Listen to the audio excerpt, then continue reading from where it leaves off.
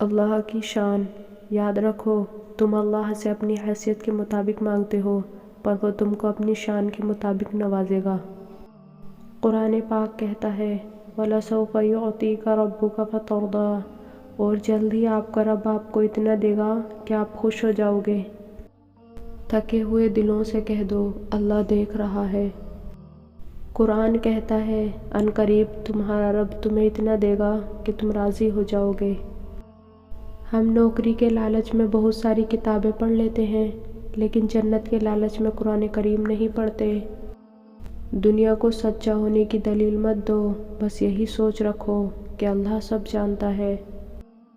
جب تمہارا دل کسی کے گلے لگ کر رونے کو چاہے تو قرآن پاک کو گلے لگا لینا۔ 3 کام اللہ کو پسند ہیں: ٹوٹے ہوئے دلوں کو جوڑنا، دل نہ چاہتے ہوئے بھی معاف کرنا، کسی کے گناہ پر پردہ کرنا۔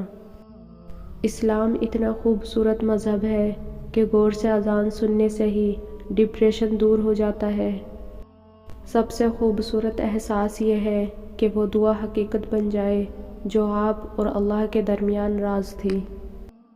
لوگ کہتے ہیں پہلے سنبھل جاؤ پھر نکاح کرنا، لیکن میرا اللہ کہتا ہے تم نکاح کرو، تمہیں سنبھالنے کی ذمہ داری میری ہے۔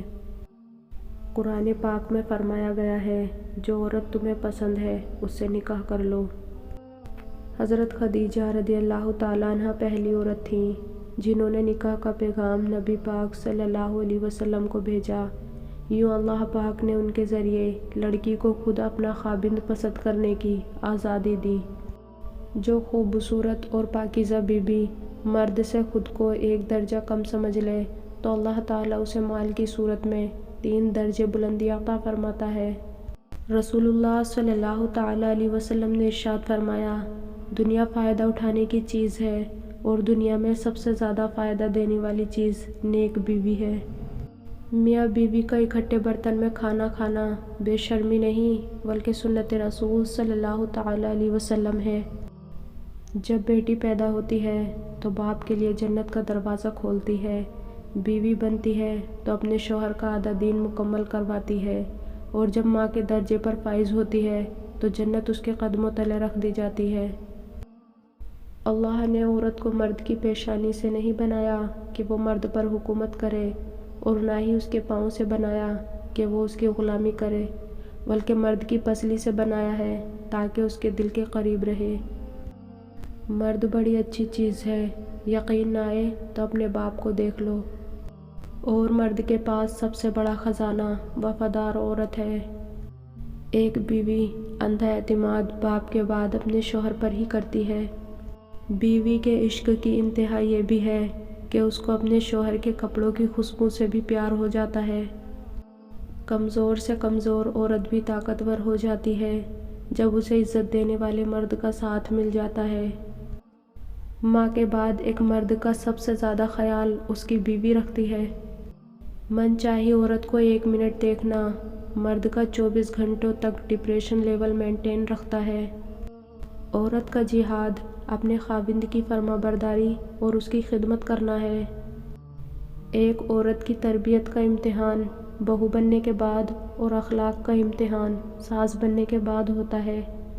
کچھ عورتیں اتنی خوش نصیب ہوتی ہیں کہ ان کے پسندیدہ مرد ان کو پانے کے لیے دنیا سے لڑتے ہیں اور اللہ پاک کے آگے روتے بھی ہیں۔